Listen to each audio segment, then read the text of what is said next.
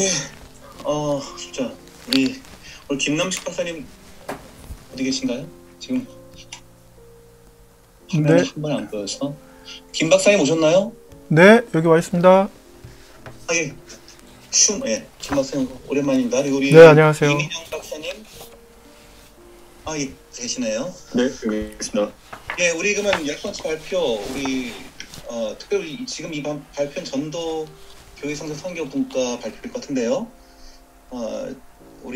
저는 이 시간 저장을 맡은 웨스트민스터 신대원의 김수환이라고 합니다. 그리고 우리 오늘 발표는 김남식 박사님 께서 리차드 플래처의 9가지 연구 질문을 바탕으로 한 5세기 켈트식 전도 분석 2부가 또 있으신가 보네 나중에. 오늘은 1부만 하시는 거죠? 예, 김남식 박사님 발표하시고 그 다음에 우리 이민영 성결대학교의 이민영 교수님께서 의견 논평을 해주시고 그 다음에 또 우리 서울대왕신의 또 한 분이 더 논천자가 있으신데 오늘 참석을 못하셔서 우리 이민영 박사님 논천 끝나면은 제가 그 제2 논차는 제가 대신 요약해서 읽어드리도록 그렇게 하겠습니다. 예, 그럼 먼저 우리 김남식 박사님께서 오늘 주제 발표 해주시기 바랍니다. 네, 감사합니다. 리차드 플래처의 그 9가지 연구 질문은 이제 2019년도에 신진학자 그 선정할 때 연구 과제로 제출을 했었고요. 선정이 돼서 3년 과제로 진행하는 겁니다. 그래서 1부, 2부, 3부가 있는데 그 중에 이제 1년차 연구 결과 논문이고요. 리차드 플래처의 그 바바리안 컨버전이라는 책에서 이제 나온 그 9가지 연구 질문이 있습니다. 사실은 이제 10가지인데 제가 9가지만 이제 정리를 했고 그 9가지 중에서 이제 그 3가지 정도를 이제 그 이번 연구에 담았습니다. 그래서 첫 번째 그 바바리안 컨버전에 나오는 리차드 플래처의 이 연구 질문의 의의는 뭐냐면 결국에는 그 신성 로마 제국에서 기독교가 국교화됐을 때, 그러니까 이제 콘스탄틴 이후로 기독교에 대한 좀 호의적인 이제 정책들이 펴지고 갑자기 박해받던 이제 성도들이 갑자기 이제 국가의 중요 행정 요직에 들어가게 되면서 전도라는 이제 개념이 굉장히 이 초대교하고는 다른 이제 모습이 좀 변화되었죠. 그래서 그것이 발달되면서 이제 전에 그 2016년도에 논문에 발표했던 로마식 전도와 켈트식 전도에서 다뤘던 것처럼 이제 로마식 교회, 그러니까 로마식 전도에서 그 로마 제국의 특유의 전도 방법들이 이제 편리함에 의해서 또는 성공적인 전도회라는 이제 개념에 의해서 이제 발상하게 되었습니다. 그러면서 이제 그 특별히 이 논문의 배경이 이제 그 5세기인데요. 이 5세기에 사실상 이제 로마가 국교화가 되고 나서 약 한 100년 정도가 흘렀던 시점에서 전혀 로마 기독교하고는 다르게 패트릭이라는 아일랜드를 전도한 사람이 사실 이 사람도 이제 그 로마에 이제 영향을 많이 받았죠. 왜냐하면 그 로마 제국에 이제 그 영향을 받아서 부모들도 이제 그 로마식 기독교의 이제 그 기독교인이었고 그러나 이제 패트릭은 명목상 그리스도는 있다가 노예로 팔려갔다가 켈트족에 의해서 탈출하고 42세에 이제 로마에서 신학교육 받고 비숍으로서 처음으로 이제 켈트족 아일랜드로 가서 이제 복음을 전하게 됐습니다. 그래서 이 사람의 어떤 전도 방식은 로마식 전도하고는 이제 다르게 진행되었다고 이제 2001년도에 조지 헌터가 또 켈틱 웨이 오브 이반젤리즘이라는 책에서 이제 다뤘습니다. 그래서 이 논문에서는 이제 그 첫 번째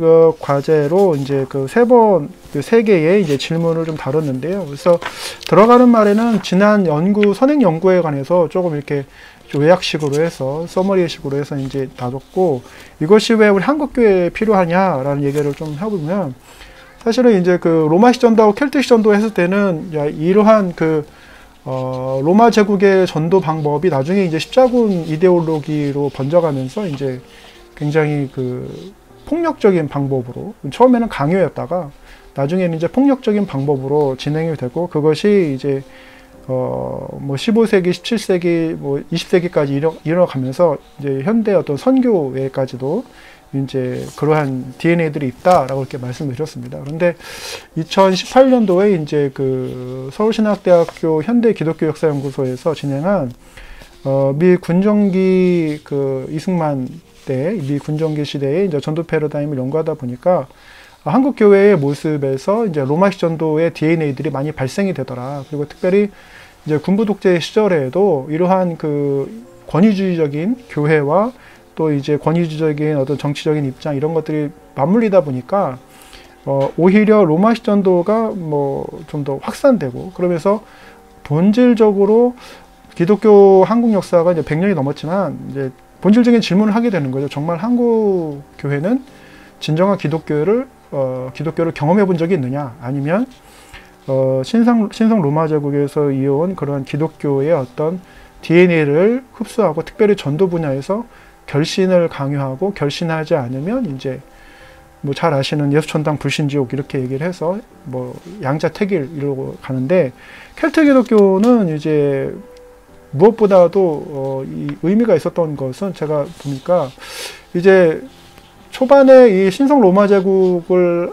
이제 평가하면서 유세비우스 같은 경우는 하나님 나라가 이루어진 것으로 그래서 이제 전에도 한번 발표한 적이 있었지만 페리스의 어떤 약속 상징, 진상 상징 얘기를 한 적이 있었습니다. 근데 이제 그 약속 상징이라는 것은 종말론적의 이제 하나님 나라를 말하는 거였고 이제 긴장 상징은 이제 행정적인 나라. 그러니까 유세비우스는 로마 제국이 하나님 나라로 완전히 이제 성취되었다고 생각을 하고 세상과 함께 이제 동일하게 이렇게 이뤄가는 것을 그래서 로마 제국 안에 모든 것이 이제 이루어진 것처럼 이제 유세비우스는 그런 개념들을 얘기를 했는데 어거스틴도 사실은 초반에는 이제 그런 부분들에 대해서 동화를 했지만 이제 아프리카 히포에 가서 이제 비숍을 하면서 생각이 이제 수도원 하시는 분들하고 이제 만나면서 생각이 바뀌면서 이제 금욕주의 그래서 세상과의 어떤 단절 뭐 이렇게 하면서 왜냐면 이제 이 리처드 플래처에 따르면은 이제 로마의 기독교가 이제 국교가 됐기 때문에 더 이상 순교자가 나오지 않은 상태에서 이 금욕주의라든지 이런 자기 절제라든지 이런 것들을 통해서 그 순교자 뭐 코스프레 또는 뭐 이미지를 이제 각인시켜 보려는 이제 그런 시도들이 있었다. 그러면서 중요한 거는 이게 이제 뭐 다른 분야에서 신학의 다른 분야에서 해석하시기는 뭐 여러 가지 방면이 있겠지만 사실 전도학 입장에서는 유세비우스적인 이제 관점이 왜냐하면 세상과 동화되고 벽을 허무는 이런 일들이 이제 굉장히 의미가 있는데 오히려 서구 교회라든지 19세기, 20세기에 오면 오히려 어거스틴에 관한 그 서로마 제국의 어떤 영향을 받아서 서구 유럽 그래서 이제 세상과 기독교가 서로 대화하지 않고 오히려 좀 금욕주기라든지 은둔자 삶이라든지 이런 것들을 강조했다라는 거죠. 근데 이제 켈트 기독교 5세기에서는 이제 패트릭도 물론 어거스틴적인 뭐 영향도 받았을 거고 더 많은 건 이제 유세비우스적인 사각으로 받았을 텐데 중요한 거는 어거스틴이나 유세비우스나 하나님의 나라는 반드시 신성 로마 제국 그 경계선 안에 있는 사람들만을 포함했다라는 거죠. 그래서 그 제국 밖에 있는 경계선 밖에 있는 사람들은 이제 플래처가 굉장히 더럽고 무식하고 동물 같고 그러면서 그냥 네 발 달린 짐승으로 이렇게 이제 많이 그 패러다임을 갖고 있었는데 패트릭은 분명 자신이 그 어려서부터 로마적인 우리가 이제 거기서 본문에 보시면 뭐 로마니타스 뭐 이런 거 나오는데 로마화 되어 있고 그러면서 켈트족에 가서 타이에 의해서 이제 거기 가서 있었는데 물론 이제 마세도니아 콜처럼 어떤 부르심이 있어서 갔다고 하지만 패트릭이 스스로 그 제국 밖에 넘어가는 그래서 플래처는 뭐라고 하냐면 어거스틴도 그 유세비우스가 하나님 나라가 다 그러니까 어거스틴하고 유세비우스하고 서로 이제 섞여 있는 건데 유세비우스는 하나님 나라가 로마 제국을 통해서 다 이루어졌으니까 이제 곧 종말이 올 것이다 얘기했는데 어거스틴은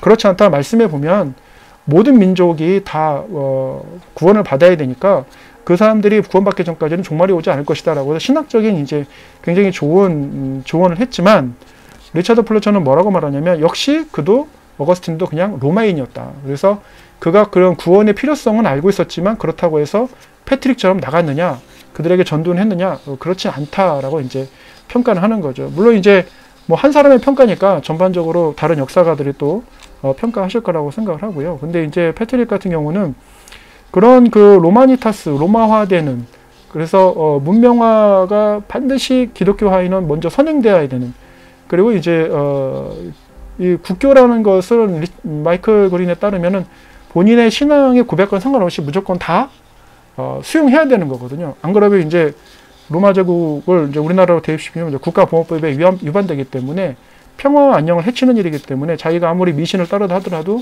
이 국교는 이제 받아들여야 하는 겁니다. 그런데 이러한 상황에서 패트릭은 그런 로마화를 그 껍질을 벗고 그 켈트족에게 나갔다라는 것 자체가, 그리고 비숍으로서 나간다라는 것은 굉장한 그 자기의 기득권을 포기하고 나가는 거거든요. 그러면서 다른 로마 비숍들은 나갈 때 기본적으로 이제 군사하고 이제 국가의 막대한 지원 뭐 이런 것들을 가지고 나가서 굉장히 손쉽게, 그래서 성공적인 전도라고 이제 평가를 하면서 했는데, 패트릭 같은 경우는 이제 여성 사역자 그리고 팀 사역, 그러면서 이제 나가서 이렇게 하는 것을 봤습니다. 그래서 이러한 그 연구 논문에서 보면은 결국에는 이 가장 큰 의의가 이 패트릭이 그 로마니타스라는 그 시대의 고정관념을 깼다라는 게 굉장히 크고, 그렇다면 우리 한국교회는 어떻게 해야 되느냐라는 생각이 듭니다. 그래서 지금 뭐 전 시간에도 여러 말씀들을 해주셨고 이렇게 들어봤는데,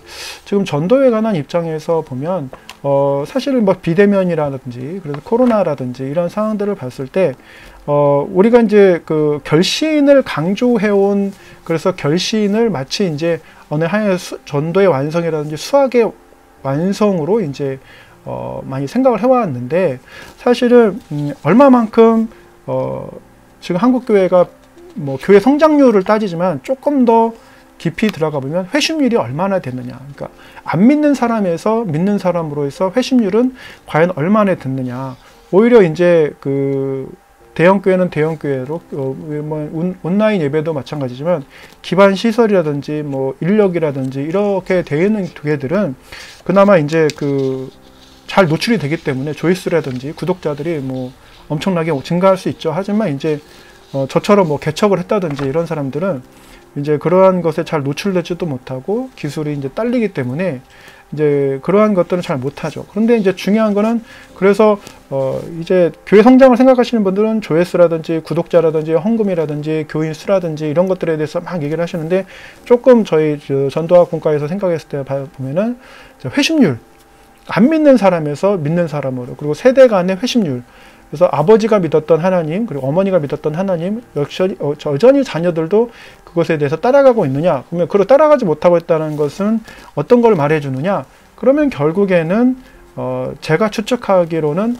켈트식 전도보다는 한국교회가 지난 130년 동안에 약 로마식 전도에서 결신, 권위에서 포스트 모더니들하고는 이제 좀 맞지 않는 일들이, 그런 접근들이 좀 많이 있지 않았느냐. 그러면 이제 어떤 접근들이 좀 있어야 되느냐.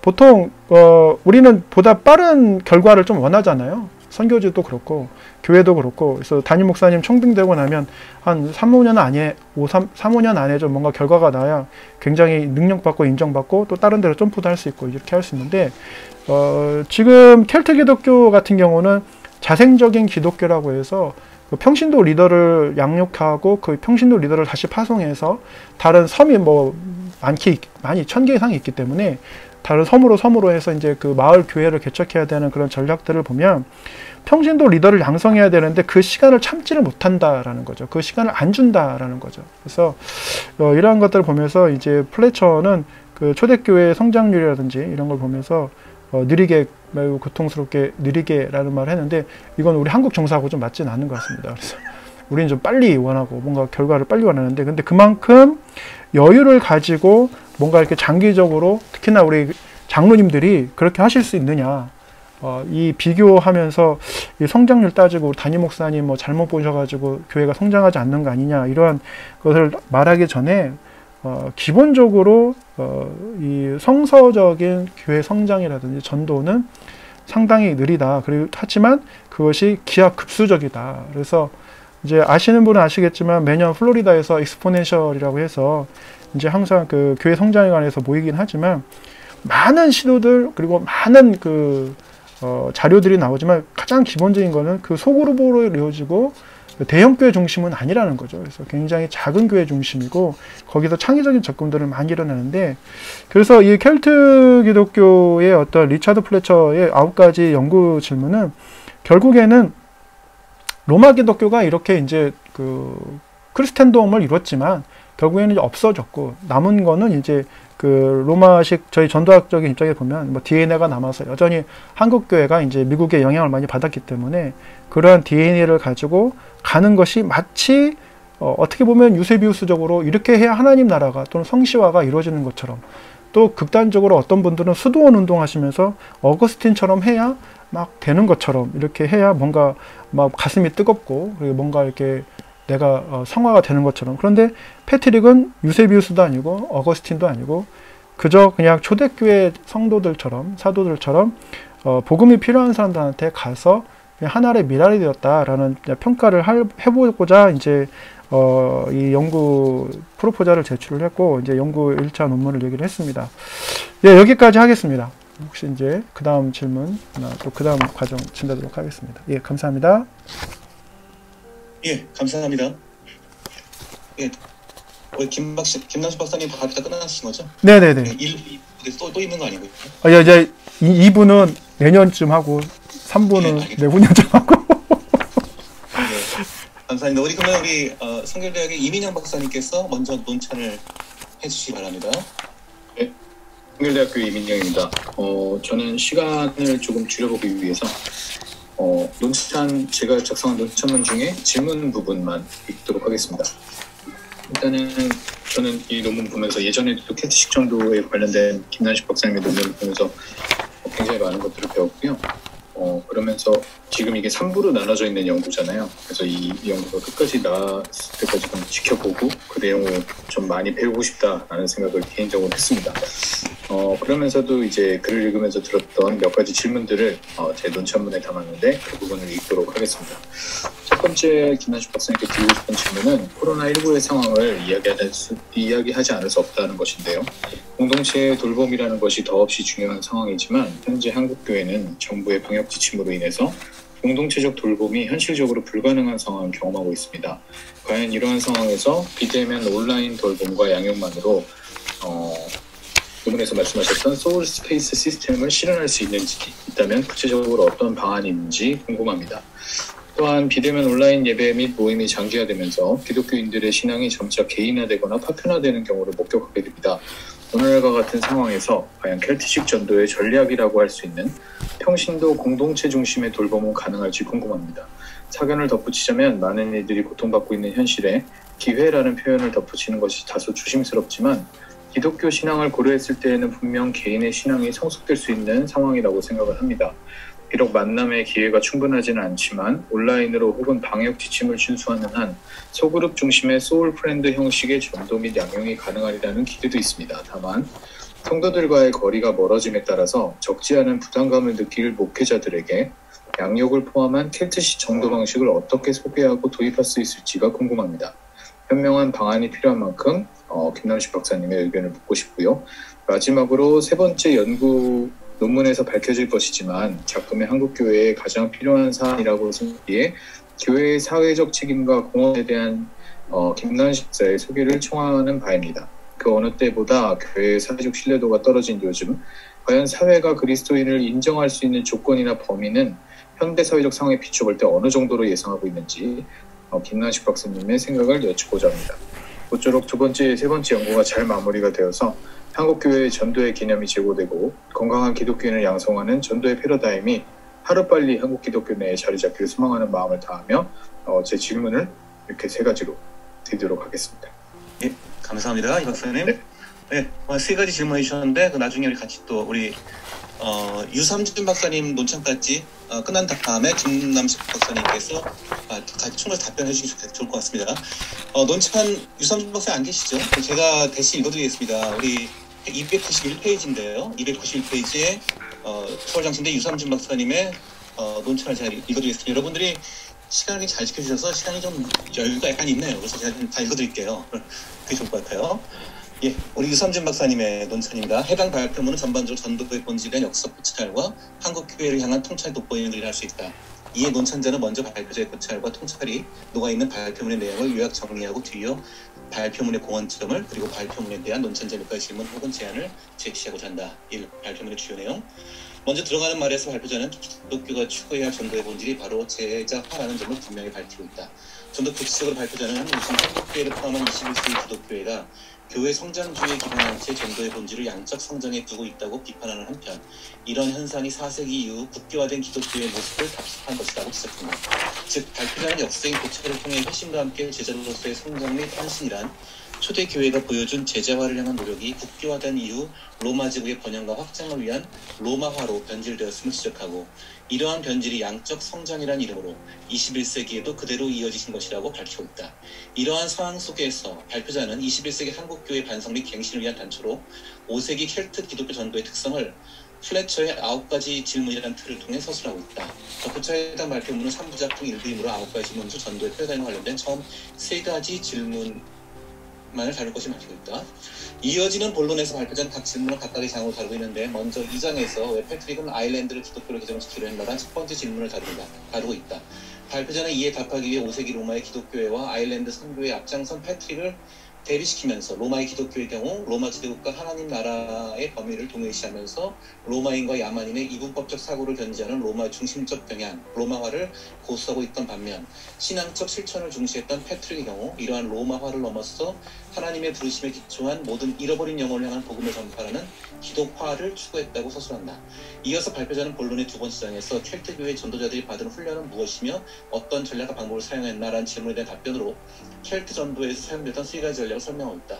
그 첫 번째는 발표자에 따르면 양기나 지도 등에 있어서 혼합주의가 아닌 켈트족의 언어와 문화를 존중하면서 기독교의 정신을 토착화된 형식을 담아내는 자생적 기독교의 추구이고 두 번째는 바울의 전략과도 유사한 평신도 중심의 수평적 관계를 바탕으로 한 공동체와 평신도 지도자의 발굴 및 파송이며 세 번째는 두 번째 전략을 전제로 한 평신도에 대한 간접적인 감동 및 지도이다.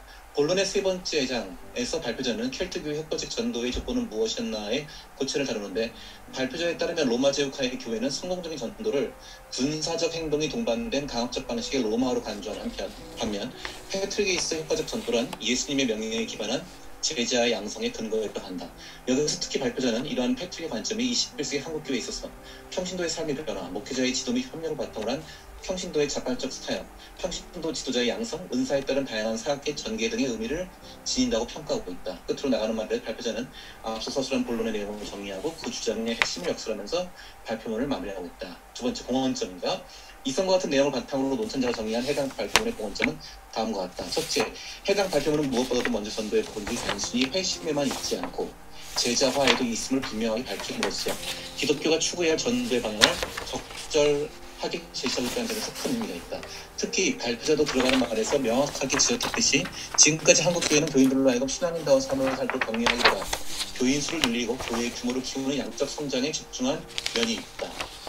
그렇기 때문에 이러한 상황에서 발표자가 한국교회를 올바른 방향으로 이끌기 위한 노력의 일환으로 기독교가 추구해야 할 전도의 궁극적인 지향점으로 이례적인 입회만이 아닌 신앙인으로서의 성숙과 실천을 지적하는 점은 매우 적절하다. 둘째, 전도의 본질에 대한 성찰을 통해 한국교회의 민낯을 반성하도록 한다는 첫 번째 공헌점과 연결하여 발표자 이러한 성찰이 깊이 있는 역사적 고찰의 바탕을 둔 점, 그리고 역사적 고찰을 통해 교회의 과거, 현재, 미래를 통시적으로 조명하려고 애썼다는 점 또한 상당히 긍정적으로 평가될 수 있다. 이처럼 온고지신의 자세로 과거 기독교의 로마화와 기독화라는 양면을 비판도 성찰하고 이를 바탕으로 현재 한국교회를 반성하며 미래에 나갈 방향을 통전적 제시한 발표자의 노력은 제자화가 전도에 이르는 발표자의 주장을 더욱 설득력 있게 만드는 면이 있으며 동시에 전통에 대한 무조건적 수용이나 답습이 아닌 기독교의 진리에 대한 지속적 탐구라는 점에서 매우 뜻깊다고 할 수 있다.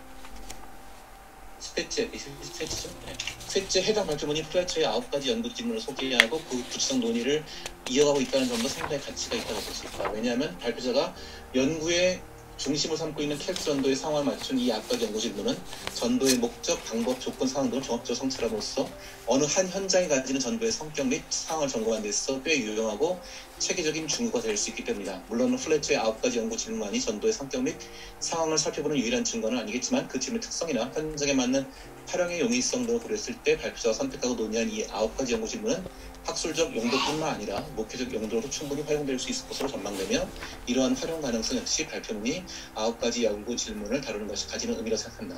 3. 질문 및 제안. 앞서 서술했던 공업주에도 불구하고 해당 발표문과 관련 논찬자는 다음과 같은 질문 및 제안을 하고자 한다. 첫째, 논찬자는 발표자에게 왜 5세기 켈트의 기독교라는 상황을 선택했는가라는 질문을 던지고 싶다.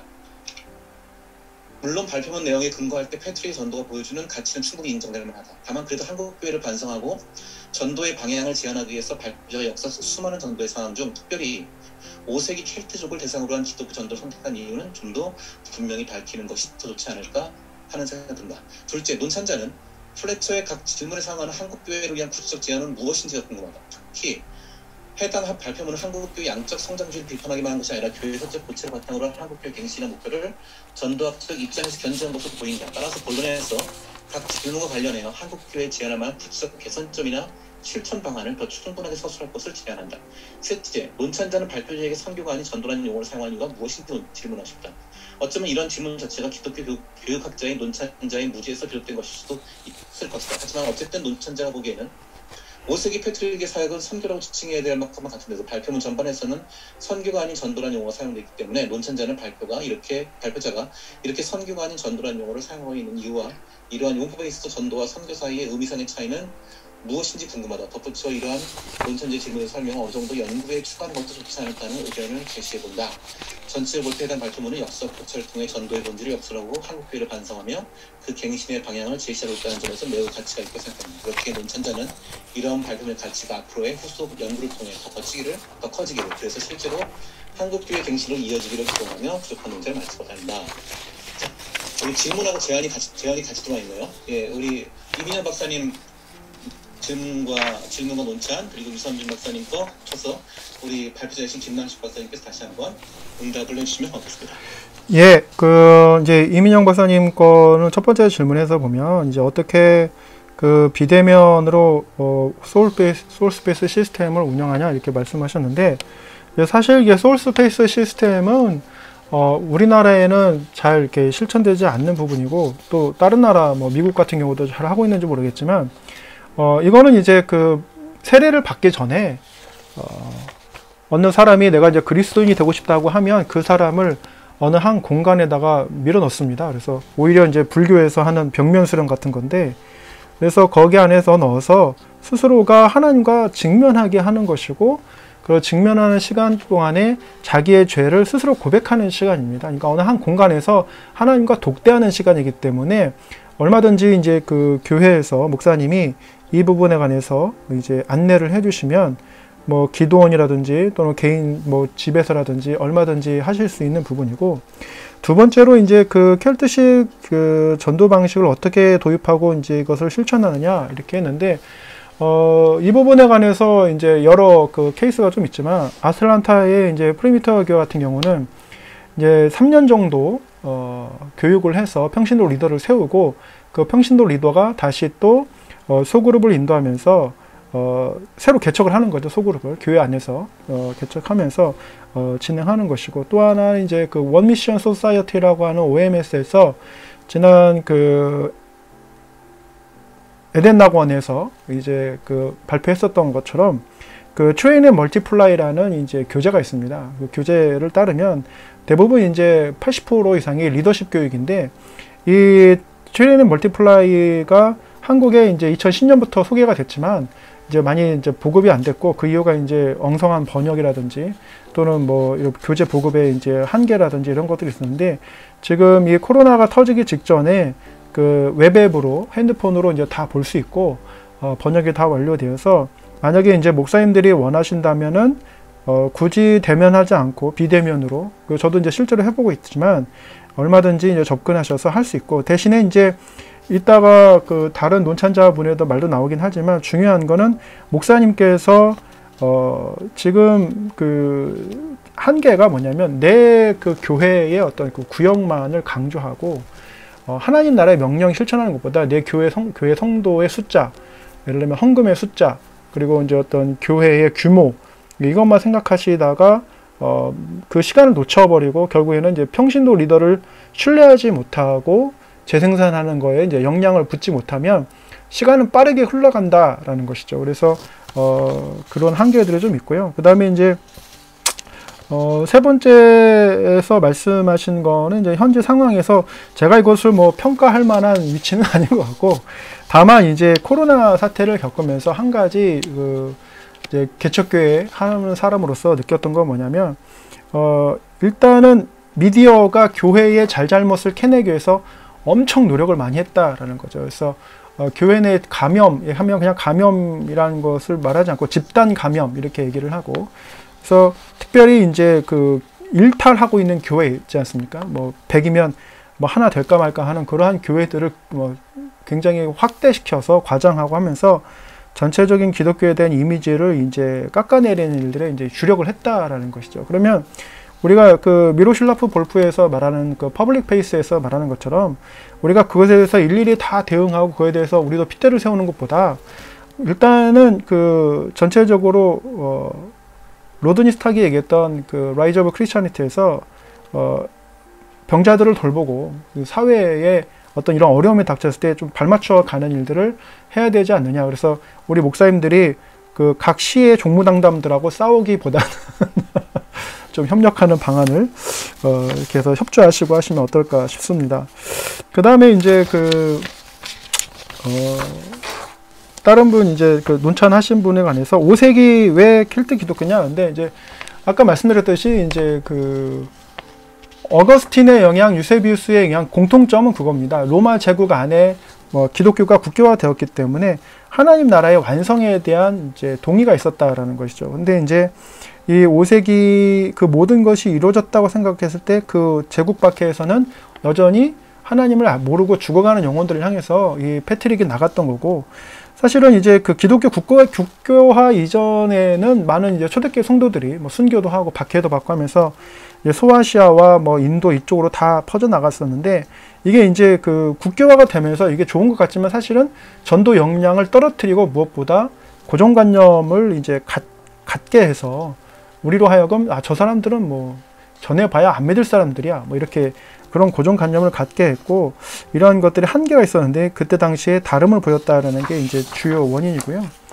그 다음에 이제 두 번째로는 이제 상응하는 어떤 구체적인 방안이 무엇이냐라고 하면, 결국에는 이제 목회자의 전통적인 한국의 어떤 제사장이라도 가부장적인, 근데 이제 좋게 말하면 파더 가디언 리더십이라고 말할 수 있는데, 이러한 문화 때문에서 그런지 목회자 중심인 어떤 파이프라인 처치는 이제 좀 벗어나야 되지 않느냐. 아까 조성동 교수님도 잠깐 말씀하셨지만, 어떤 전체적인 교회에 이제 많은 성도들이 포털 처치로 해서 막 찾아가고 자기들이 필요한 것들을 소부하고 그러는데, 이제 거기다 한 단계 넘어서 이제는 이제 플랫폼 처치로 자기들이 스스로 뭔가를 해보려고 하는 건데, 이제 교회에서 그거를 틀어막고 건의로 이렇게 누르면은 이제 어렵다라는 거죠. 그래서 그렇다면 패트릭이 700교회 교회를 세울 때 다 관장을 했느냐? 그렇지는 않다라는 거죠. 왜냐면 현지 리더한테 모든 것을 임하고 그랬을 때 이 평신도 리더를 키우고 교회 증식 운동을 할 때 가장 큰 기본 개념은 뭐냐?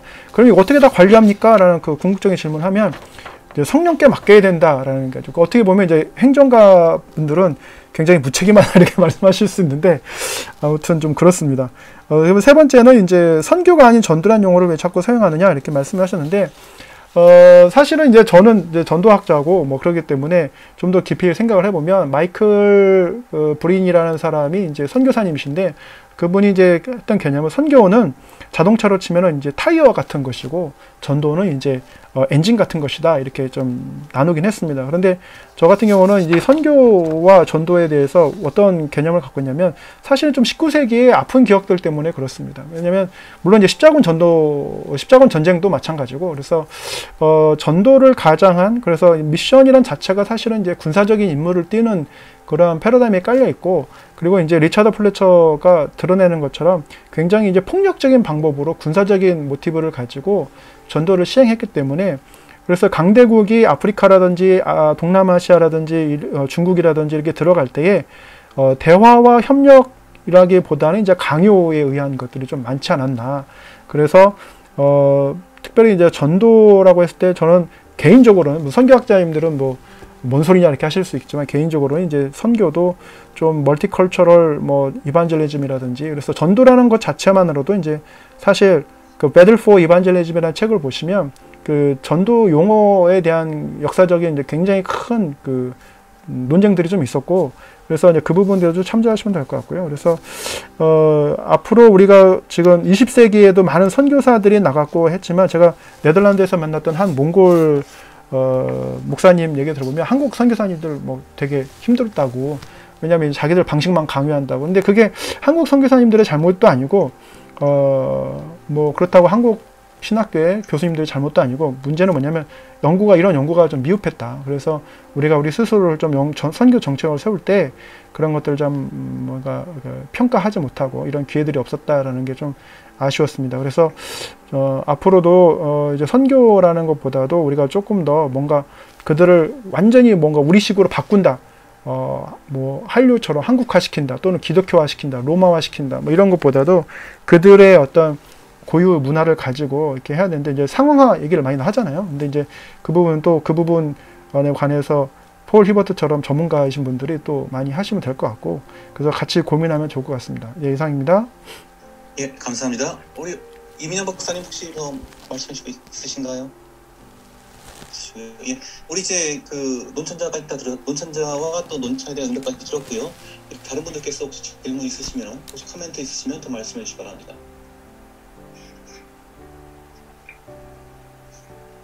우리 김남식 박사님께서 이 켈트식 전도에 대해서 계속 굉장히 많이 연구를 하시는 것 같아요. 네. 아, 예. 여기 남성혁 박사님도 그렇고, 우리 저기 구병욱 박사님도 그렇고, 다들 그 조지 헌터한테서 이제 켈트식 전도를 배우셨기 때문에 더 많이 아실 텐데, 저는 이제 이 부분에 관해서 조금 이제 계속 고민을 하다 보니까 뭐 좀 캘 게 많네요. 에스베리 신학교의 조지 헌터 교수님이 이제 더 켈트 웨이 오브 이벤젤리즘이라는 책을 쓰시고, 예. 그에 대한 영향을 많이 우리 에스베리 동문들께서 많이 좀 받으신 것 같습니다. 좋은 영향을 받으셔서. 황병배 박사님은 이제 그거 번역하셨죠, 한국어로. 예. 아, 예. 황병배 박사님. 예. 조재국 박사님 혹시 하신 말씀 있으세요? 아닌가요? 조 박사님 음소거 해제하셔야 됩니다. 그 켈트식이라고 하는 게 저는 처음 듣는데, 컬트식이라 CE라고 CE입니다. CE. 켈트. 컬트 영어로 아일랜드 켈틱, 그 켈트죠. 아, 그렇구나. 어쨌든 지금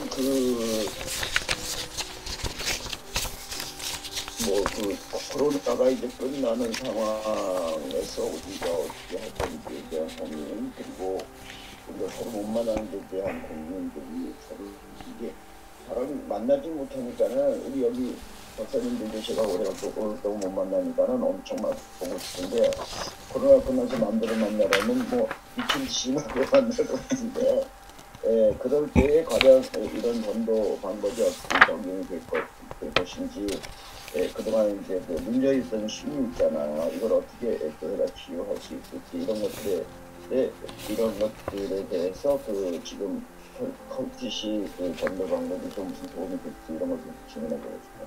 예.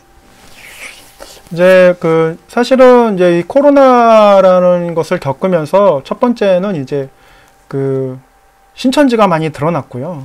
그래서 우리 한국 교회가 그 규모를 사실은 알 수가 없었지만, 뭐 30만에 가까울 정도로, 저는 한 10만 정도 알고 있었거든요. 근데 30만 정도 가까이 드러났다는 거에 대해서, 그래서 알곡과 가라지가 좀 드러나는 상황이 있었고, 두 번째는 이제 교회 내부적으로 알곡과 가라지를 이제 구분을 해야 되는데, 왜냐면 전도를 막 열심히 목사님들 하라고 하시는데 성도들이 잘 안 하는 이유가, 어떻게 보면 그 앉아있는 성도님들이 전도 대상일 수 있어요. 그래서 그분들이 명목상 그리스도인일 수 있고, 근데 명목상 그리스도인들한테 확신도 없는데 계속 전도 나가라고 하고, 뭐 전도지 나누라고 하고, 초대하라고 하면 굉장히 이제 종교적인 부담감이 있고, 이거는 내가 이렇게 해주면 하나님이 내 사업 잘 해줄래나, 내가 3명 들어오면 내 사업 3배가 되나, 이런 식으로 이제 산술적으로 계산하시는 분도 계시고, 그러니까 이제 여기서 알곡과 가라지를 좀 구분하셔서 온라인 예배를 통해서, 물론 이제 예배학자들은 이것에 좀 어떤 분들은 동의하지 않으신 분도 계시고, 심지어는 분개도 하시지만, 이제 코로나 상황에서 온라인 예배를 잘 드리냐 안 드리냐, 그러니까 결국엔 그런 질문이잖아요. 당신 혼자일 때 누구입니까? 이런 거죠. 하나님 앞에서. 그러니까 교회에 갔을 때는 집사님, 장로님, 권사님 막 불러주고 뭐 청년 불러주고 이렇게 해서 그런 교제의 효과로 인해서 어떻게 하면 이제 무대 심리가 있어가지고 신앙생활을 잘하는 것처럼 할 수 있는데 코로나로 시대로 인해서 스스로가 하나님 앞에서 자기가 원치 않던 소울 스페이스가 형성이 된 거죠. 그러니까 자기가 성경을 아까도 조성돈 목사님 말씀하셨지만 성경 읽어주는 유튜브가 뭐 이게 진행되고 이런 거 보면 스스로 살아남으려는 이제 자생력이 좀 길러진 것 같고요.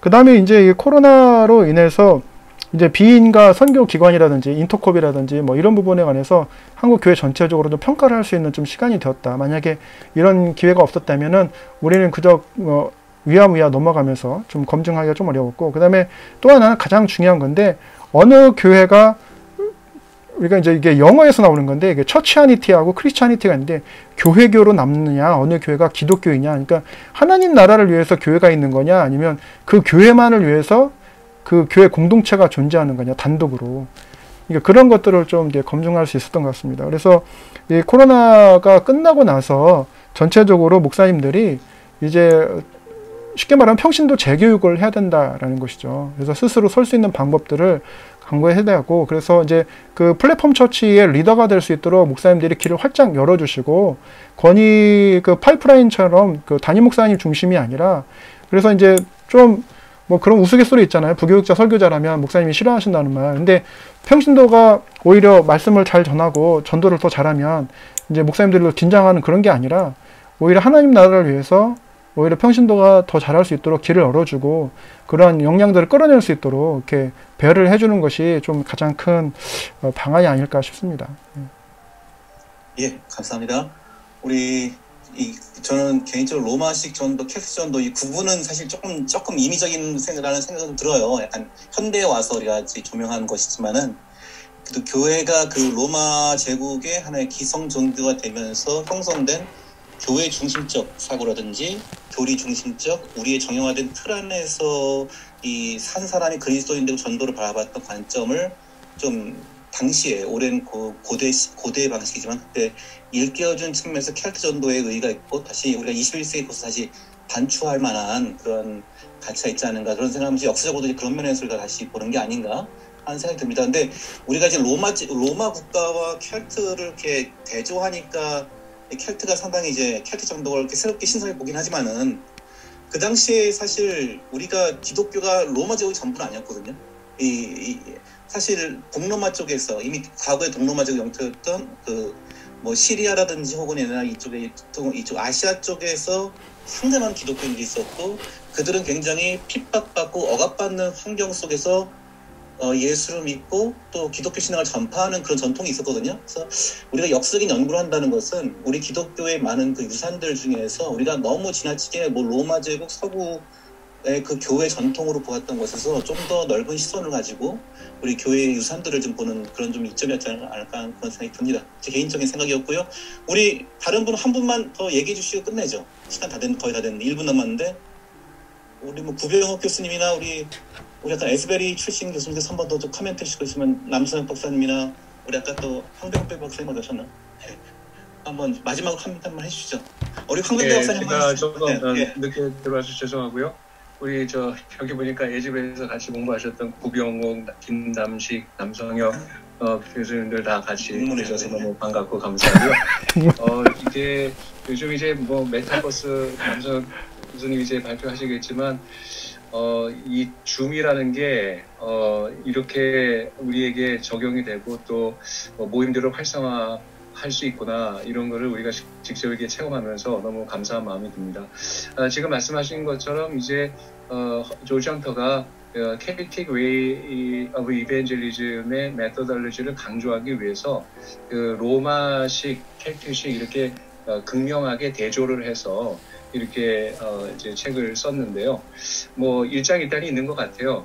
지금 김선인 교수님 말씀하신 것처럼 너무 인위적으로 이렇게 구분한 것이 없지 않아 있습니다. 그럼에도 불구하고 제가 이제 그 책을 읽고 또 책을 소개하고 그 책을 읽은 사람들의 피드백을 보면 확실하게 이 로만식의 저는 그렇게 이름 붙였는데 연역식이다. 왜냐하면 불특정 다수에게 선포하고 그것을 영접한 사람들만을 대상으로 교회 영접 이렇게 받아들이는 것이기 때문에요. 반면에 이제 켈틱식은 귀납적이다. 어떤 복음 메시지의 선포보다는 관계 형성으로 시작해서 나중에 복음 메시지로 가는 것이기 때문에요. 그런데 오늘 같이 이렇게 이 온택트 문화와 가상 현실이라고 하는 이런 세계가 직접 우리 세계에 이렇게 적용이 되는 이런 상황에서는 사실 연역적인 방법이 굉장히 로만식의 방법이 힘든 상황이 계속 2년 동안 재현됐고 또 앞으로도 계속 될 것 같습니다. 그런 상황에서는 이런 켈틱 웨이도 굉장히 우리가 필요하고 또 그것이 현실적으로 효율적이다 이렇게 생각이 돼서 이제 온라인 오프라인 이것이 공존해야 될 것이냐 어느 한쪽을 선택해야 될 것이냐 이런 문제는 굉장히 이제 진부한 문제가 됐잖아요. 그러니까 로만식이냐 켈틱식이냐 이 둘 중에 어떤 것이냐라기보다는 상황과 또 필요에 따라서 적정하게 적합한 렐러번트한 것을 이제 추구하면서 적용하면 되겠다 이런 생각이 듭니다. 예, 감사합니다. 더 좋은 말씀 많으시겠지만은 생각하시는 것들 우리가 시간이 지났기 때문에 오늘 우리 10번째 발표는 여기서 끝내기로 하겠습니다. 우리 발표하신 김남식 박사님, 논천하신 이민영 박사님 모두 감사드립니다. 감사합니다. 자, 제가 연이어서 하면 되겠습니까? 네, 하시면 됩니다. 예, 협성대학의 성기학 교수 황병배입니다. 반갑고요, 감사하고요. 오늘 세 번째 논문